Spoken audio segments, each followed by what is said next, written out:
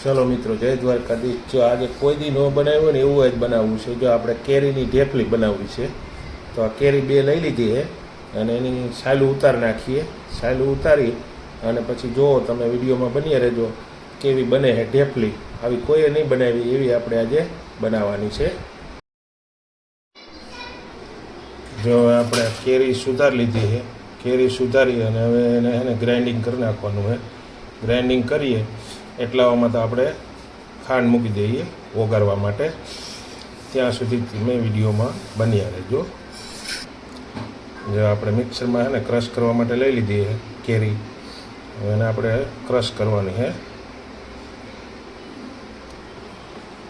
જો હવે આપણે રસ કાઢીને કમ્પ્લીટ કરી લીધું છે અને હવે આપણે છે ને એક આમાં આપણે ખાંડ ઓગાળવાની છે। તો આપણે ખાંડ ઓગાળી નાખીએ। પહેલાં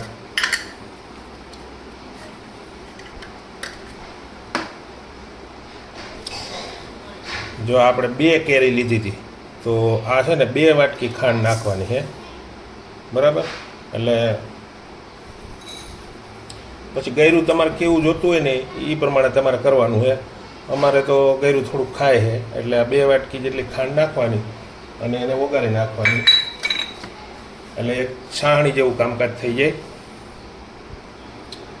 જો આપણે ખાંડ ઓગાળવા મૂકી દીધી છે, આ છકડી ચાલુ કરી દીધી છે। હવે 10 મિનિટ આપણે ઓગાળવાની છે ખાંડ।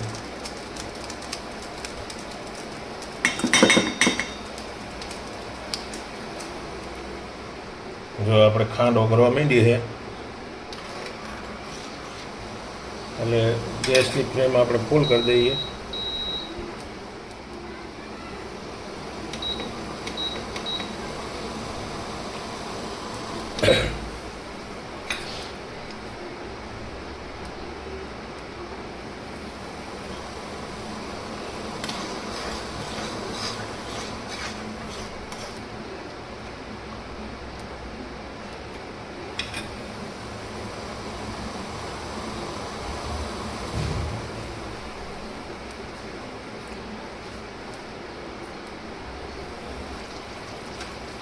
જો હવે આપણે છાણી જેવું થઈ ગયું છે હાઈ ક્લાસ, આપણે ગેસની ફ્લેમ બંધ કરી દેવાની।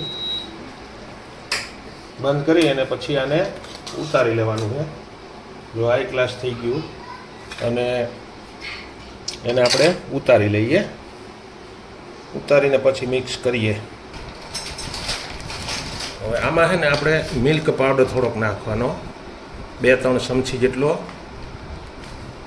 અને પછી એને મિક્સ કરવાનું।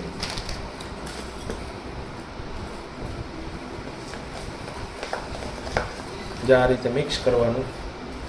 હવે તમે અમુક મિક્સરમાં રસ બનાવતા હોય તો રસ કેવી રીતના બનાવે? દૂધ નાખી। આપણે દૂધ નથી નાખવું, આપણે મિલ્ક પાવડર નાખ્યો હોય।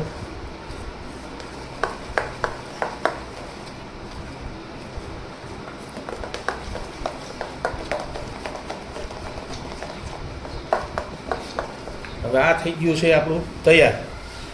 તો એમાં આપણે છે ને ચાળણી નાખી દેવાની છે। જો આપણે ચાળણી નાખી દીધી,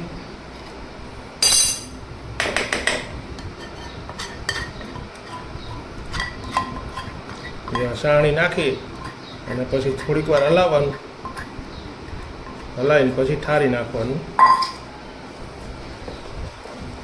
આ રીતના થોડીક વાર હલાવવાનું, મસ્ત આમ છે ને મિક્સ કરી નાખવાનું, એટલે હાઈ ક્લાસ થઈ જાય તમારે।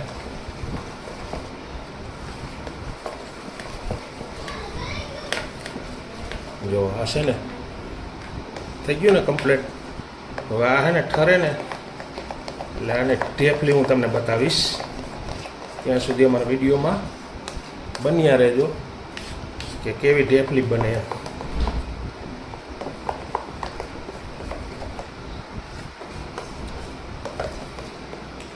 હવે આને ઠરવા દેવાનું છે આપણે।